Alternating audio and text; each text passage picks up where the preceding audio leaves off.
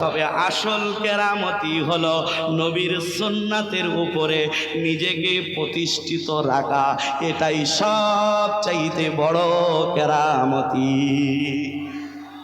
পীর সেজে বসে আছে, নবীর সুন্নাহ নাই, নবীর তরিকা নাই, হেদায়েতের নূর পাবে, আর যে নূর, যে আলোটা তাকে জান্নাতে পৌঁছে দিবে। জোরে বলো।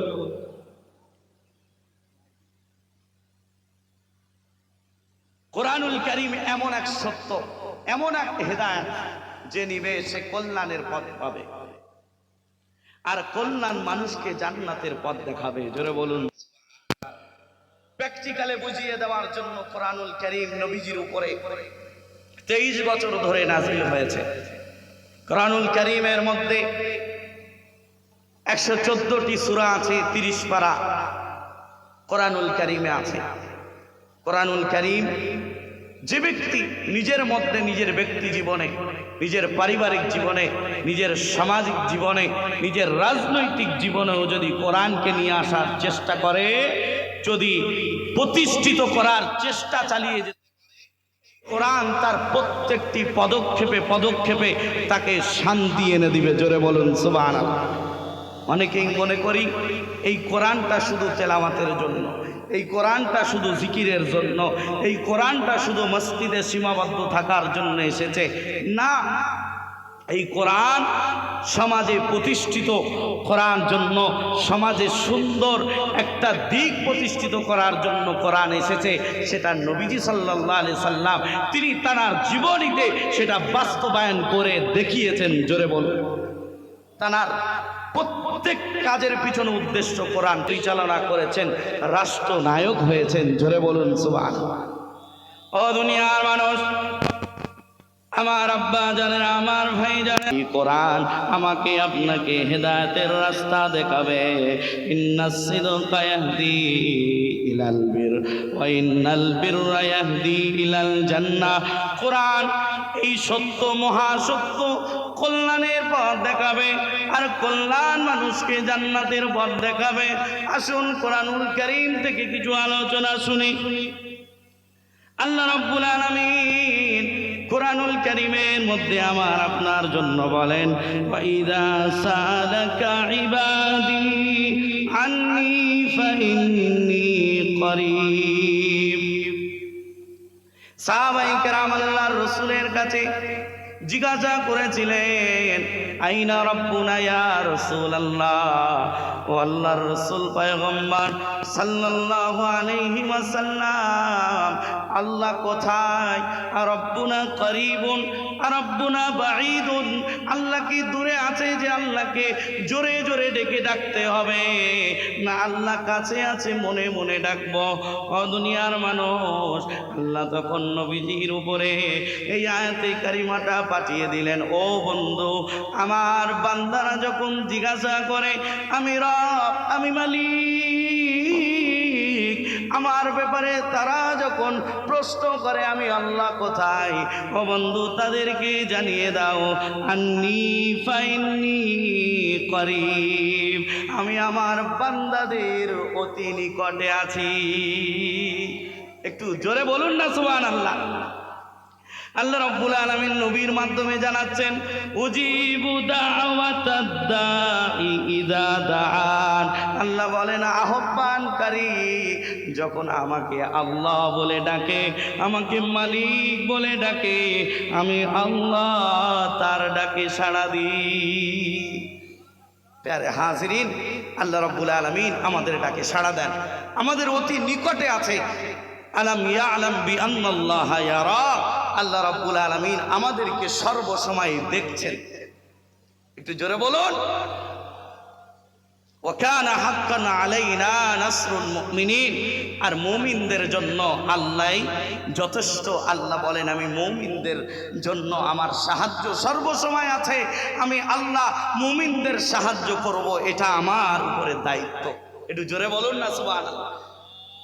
হাক্কানি আঞ্জুমানের প্রতিষ্ঠাতা আল্লামা আযান গাজী রাহমাতুল্লাহ আলাইহি 1876 খ্রিস্টাব্দে তিনি হাক্কানি আঞ্জুমান প্রতিষ্ঠিত করার পরে আল্লাহর বান্দাগুলোকে ডাকলেন আর তানার প্রতিষ্ঠানের শিরোনামে লিখে দিলেন, বিনা পয়সায় দিন ও দুনিয়া, শান্তি মঙ্গল রুহানি তারাক্কির উপায়। ও দুনিয়ার মানুষ, আমার আব্বা জানে না, আমার ভাই জানে না, এখানে আমি একটা গুরুত্বপূর্ণ কথা বলতে চাচ্ছি, একটু গভীর মনোযোগ দিয়ে শুনুন। আল্লাহওয়ালাদের কাজ কি, আল্লাহওয়ালারা কি করবেন, তাদের দায়িত্ব কি, একটু গভীর মনোযোগ দিয়ে শুনুন। আল্লামা আযান গাজী রহমাতুল্লাহ আলাইহি তিনি হাক্কানি আঞ্জুমান প্রতিষ্ঠিত করার পরে শিরোনামে লিখে দিলেন, বিনা পয়সায় দিন ও দুনিয়া, শান্তি মঙ্গল রুহানি তারাক্কির উপায়। এখানে যদি আমি আপনি একটু খেয়াল করি, আল্লাহর বান্দাগুলোকে কোন দিকে নিয়ে যাওয়ার চেষ্টা করলেন। তিনি প্রতিষ্ঠান গড়ার পরে তিনি আল্লাহর দিকে আল্লাহর বান্দাগুলোকে ডাকলেন, ও আল্লাহর বান্দারা, আল্লাহ ঘোষণা দিয়েছে জান্নাত তাদের।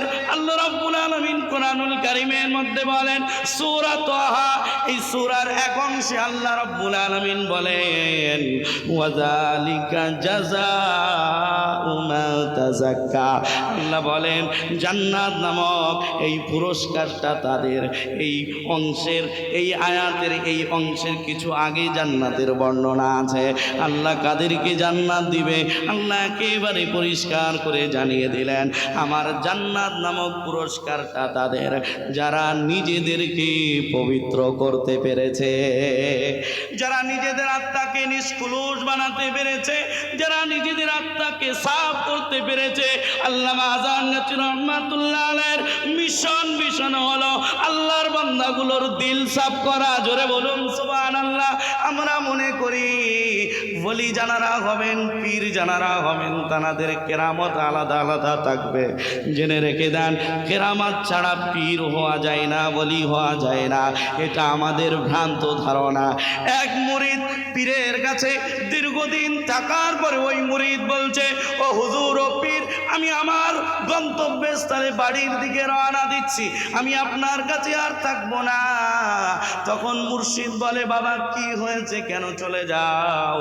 তখন মুরিদ বলে, হুজুর, আমি আপনার সাথে দীর্ঘ সময় কাটালাম, কিন্তু আপনার কোনো কেরামতি আমি দেখলাম না। ও দুনিয়ার মানুষ, তখন পীর ও মুর্শিদ বলে, বাবা, ও আমার মুরিদ, তুমি যে আমার সাথে দীর্ঘদিন সময় কাটিয়েছ, বলো দেখি আমার কোনো কাজ সুন্নাতের বিরুদ্ধে গিয়েছে নাকি? আমার কোনো সময় নবীর আদর্শের বাইরে কেটেছে নাকি? ও বাবা বলো দেখি। তখন মুরিদ বলে, হুজুর, না না না, আমি সাক্ষ্য দিচ্ছি আপনার প্রত্যেকটি কাজ সুন্নাত মোতাবিক হয়েছে। তখন পীর সাহেব বলছে, ও মুরিদ, শোনো শোনো, কেরামতি আলাদা আলাদা তুমি মনে করতে পারো, তবে আসল কেরামতি হলো নবীর সুন্নাতের উপরে নিজেকে প্রতিষ্ঠিত রাখা, এটাই সব চাইতে বড় কেরামতি। পীর সেজে বসে আছে, নবীর সুন্নাহ নাই, নবীর তরিকা নাই, নামাজ নাই, পীর সেজে বসে আছে। আমি আপনাদের কাছে অনুরোধ করে বলছি, আমরা মনে করি পীর হলেই ওই পানির উপরে দাঁড়িয়ে নামাজ পড়বে, পীর হলেই আলাদা আলাদা কেরামতি দেখাবে। তবে আকাবির হযরত গান বলেছেন, যদি পীর দেখতে চাও, পীর চিনতে চাও, প্রথম নাম্বার নমুনা দেখে নিও তার আমলটা সুন্নাত মোতাবেক হচ্ছে কিনা। যদি পীর সাহেব সুন্নাত মোতাবেক আমল করে, নামাজ আছে, নবীর সুন্নাহ আছে, নবীর লেবাস আছে, নবীর তার তরিকা পীর সাহেব মেনে চলে, ও দুনিয়ার মানুষ, ও আমার আব্বা জানেরা, পীর সাহেবের আলাদা কেরামতি থাক আর নাই থাক, যদি সুন্নাতের উপরে কায়েম থাকতে পারে, আপনি ওই ব্যক্তির হাতটা দামানটা ধরে নিবেন, ওই ব্যক্তি মদিনাওয়ালা পর্যন্ত পৌঁছে দিবে। আর মদিনাওয়ালা জান্নাতে না গেলে জান্নাত উদ্বোধন হবে না, মদিনাওয়ালা জান্নাতের দরওয়াজার সামনে না গেলে জান্নাত খুলবে না। মদিনাওয়ালা জান্নাতে প্রবেশ করবে আদম থেকে নিয়ে ঈসা সমস্ত পয়গম্বরদের আগে। জেনে রেখে দেন, সুন্নাত মোতাবিক আমল করনে ওয়ালা কোন পীর কোন মুর্শিদের দামান যদি ধরি, ওই পীর ও ওই মুর্শিদ মদিনাওয়ালাকে চিনিয়ে দিবে, তিনিও মদিনাওয়ালার পিছনে থাকবে। আমরাও নবীর উম্মত, আমার মুর্শিদগণ নবীর উম্মত, নবীর পিছনে আমার মুর্শিদ থাকবেন, আমরাও মুর্শিদের পিছনে নবীর পিছনে থাকব। জেনে রেখে দেন, আমার আপনার কলিজার নবী মুহাম্মদুর রাসূলুল্লাহ সাল্লাল্লাহু আলাইহি ওয়াসাল্লামের সাথে সাথে আমরাও সমস্ত নবীর উম্মতদের আগে নবীর পিছু পিছু উম্মতে মুহাম্মাদি হিসাবে আমরাই জান্নাতে প্রবেশ করব। আল্লামা আযান গাজী রাহমাতুল্লাহ আলাইহি তিনি রূহ উন্নতির জন্য বলে, ও আল্লাহর বান্দারা, তোমরা যখন আমার কাছে এসেছো কোরআন সুন্নাহ জানা বোঝার জন্য, ও আল্লাহর বান্দারা তোমরা এসেছো, আমি এটা আগে বলবো না যে আমার পাকড়িটা ধরো, আমার হাতে হাত দাও, ইস্তিগফার পড়ো, আগে মুরিদ হও, তারপরে তোমার কথা। না না না, হাক্কানি আঞ্জুমানে এমনটা বলা হয় না। গদ্দিনাসীন হুজুর কিবলা হাফিজাহুল্লাহ তিনি বসে আছেন, শুধু কেবলমাত্র আমি আপনাকে বলছি, না জেনে কোনো কথা বলবেন না।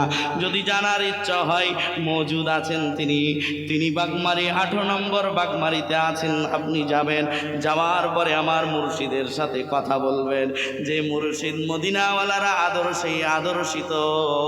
আল্লাহর বান্দা যতক্ষণ জমিনে দাঁড়িয়ে থাকবে, আমার মুর্শিদ মওজুদা গদ্দিনাসীন হুজুর কিবলা হাফিজাহুল্লাহ সহ হাক্কানি আঞ্জুমানের যত খলিফাগান দুনিয়ায় ছিলেন, যারা চলে গেছেন, তানাদেরও আদর্শ মদিনাওয়ালার আদর্শ ছিল। আপনি সমস্যার কথা বলবেন, হুজুর আমার এই সমস্যা একটু দোয়া করে দেন। আমার মুর্শিদ আগে সমস্যার কথাগুলো পরিপূর্ণ কমপ্লিট করবেন, শুনবেন, শোনার পরে একটাই কথা বলবেন, বাবা বলো দেখি তুমি নামাজ পড়ো কিনা? জোরে বলো। নামাজের কথা প্রথমে আসলো কেন, কি দরকার ছিল? জেনে রেখে দেন, যে বান্দার আল্লাহর সাথে কানেক্ট কেটে যায়, যে বান্দার সাথে আল্লাহর কোনো সংযোগ থাকে না, আল্লাহ তার দায়িত্ব নেয় না। আর আল্লাহ যদি আমাদের দায়িত্ব না নেয়, আমরা জালিমের কবজে পড়ে যাব, আমরা কোনো বিপদে পড়ে যাব, আমরা কোনো মুসিবতে পড়ে যাব। সেই জন্য কামিলিনগণ, আল্লাহর ওলিগণ, আমার মুর্শিদ মওজুদা গদ্দিনাসীন হাজী মাস্টার সাহেব হাফিজাহুল্লাহ তিনি এই কাজটাই করে চলেছেন, যে কাজটা সাবুল সিঙ্গাপুরী রহমাতুল্লাহ আলাইহি করে গিয়েছেন, দেখিয়ে গিয়েছেন। ও আল্লাহর বান্দারা, তোমাদের সম্পর্ক আগে আল্লাহর সাথে গড়ো, তোমার কপালটা আল্লাহর কুদরতি কদমে তুমি ঠেকিয়ে দাও। ও আল্লাহর বান্দা, তুমি নামাজি হয়ে যাও, তোমার জন্য আল্লাহ যথেষ্ট হয়ে যাবে। নামাজের কথা তিনি কেন বললেন? প্যারে হাজিরিন, শুনে রেখে দেন, এমন পীর, এমন মুর্শিদ, এনাকে পেলে আমরা মদিনাওয়ালার তরিকাটা পাবো।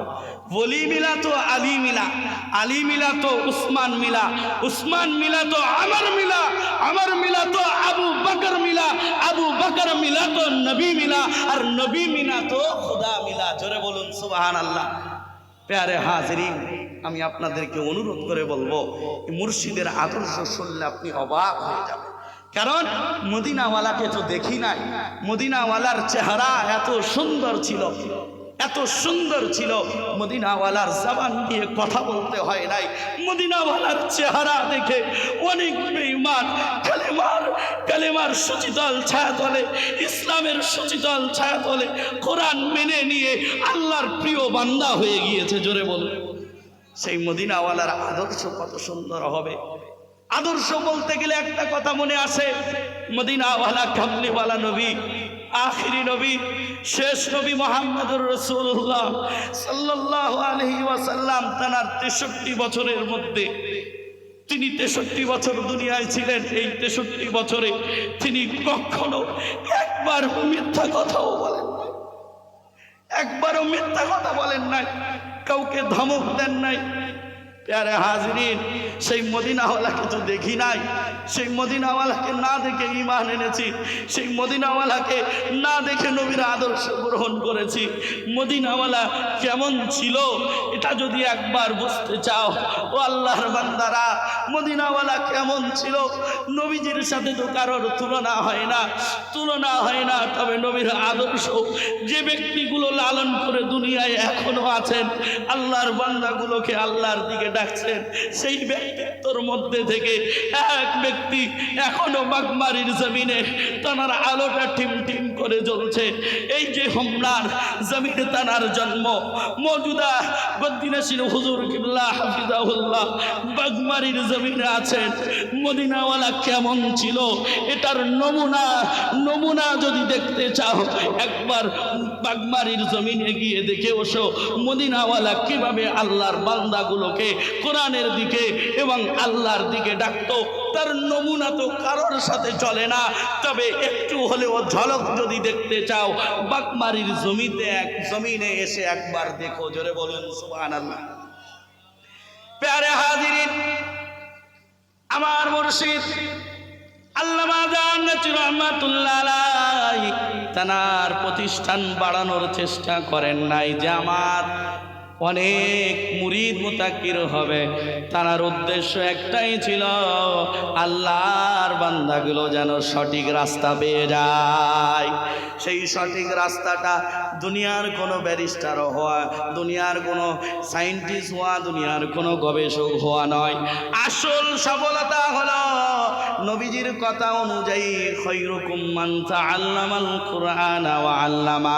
ও দুনিয়ার মানুষ, আমার আব্বা জানেরা, আমার ভাই জানেরা, নবীজি সোনার জবানে বলেছেন তোমাদের মধ্যে দামি হলো ওই ব্যক্তি যে কোরআন শেখে এবং অপরকে শেখায়। এই কথাটা আল্লামা জান্নাতী রহমাতুল্লাহ আলাইহি কোট করে তানার কথাই তিনি ব্যবহার করেছেন, কপি করেছেন।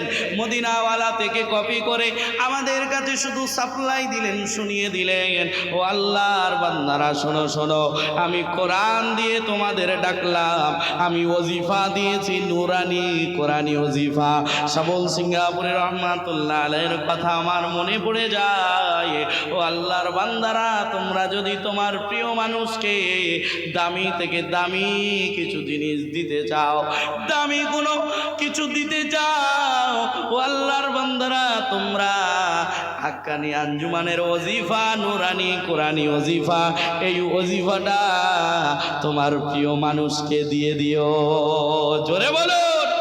প্যারে হাজিরিন, হাক্কানি আঞ্জুমানের উদ্দেশ্য আল্লাহর বান্দাগুলো যেন কোরআন নিয়ে চলতে পারে।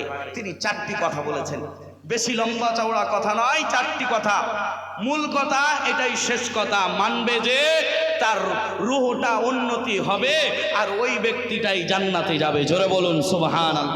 মানবে যে, শুধু বাহাদুরি করলে হবে না, আমি অমুকের অনুসারী, আমি ফুরফুরা, আমি তবলিগ, আমি অমুক, তবে সে নামাজ নিজেই পড়ে না। শুধু অনুসারী হয়ে লাভ হবে না, আমলে বাস্তবায়ন করতে হবে।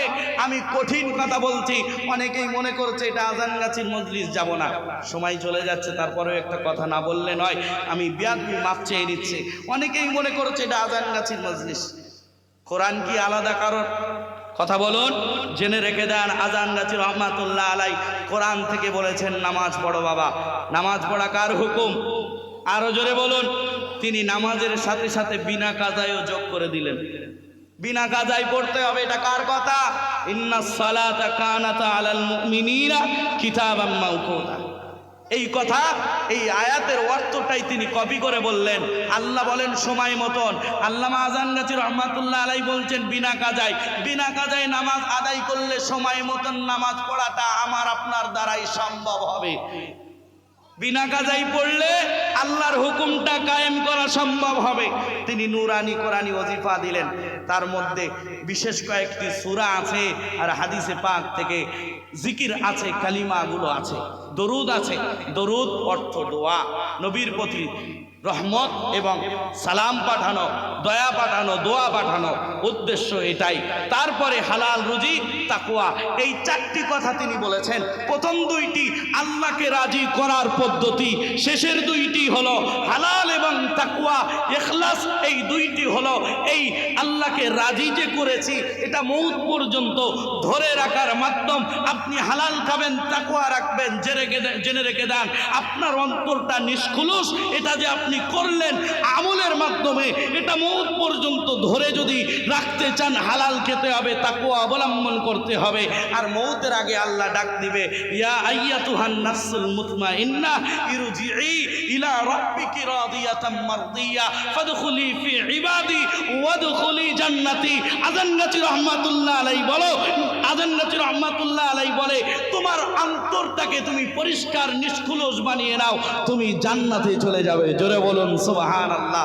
আল্লাহ রাব্বুল আলামিন আমাকে সর্বপ্রথম বলার থেকে বেশি বেশি আমল করার তৌফিক দিক, আর আপনাদের সকলকে শোনার থেকে বেশি বেশি আমল করার তৌফিক দিক। সকলেই ভালো থাকবেন, সুস্থ থাকবেন। আমি গুনাহগারের জন্য দোয়া করবেন যেন মরণের আগ পর্যন্ত সত্য নিয়ে থাকতে পারি, হাক্কানি আঞ্জুমানের জন্য খেদমত করে যেতে পারি, সত্যকে প্রচার যেন করতে পারি। ভালো থাকবেন। আল্লাহ এবং নবী এবং কামিলিনদের হুকুম মোতাবিক নিজের জীবন, নিজের পরিবারকে সাজানোর চেষ্টা করবেন। ও আখির দাওয়ানা আনিল হামদুলিল্লাহি রাব্বিল আলামিন। দরুদ শরীফ।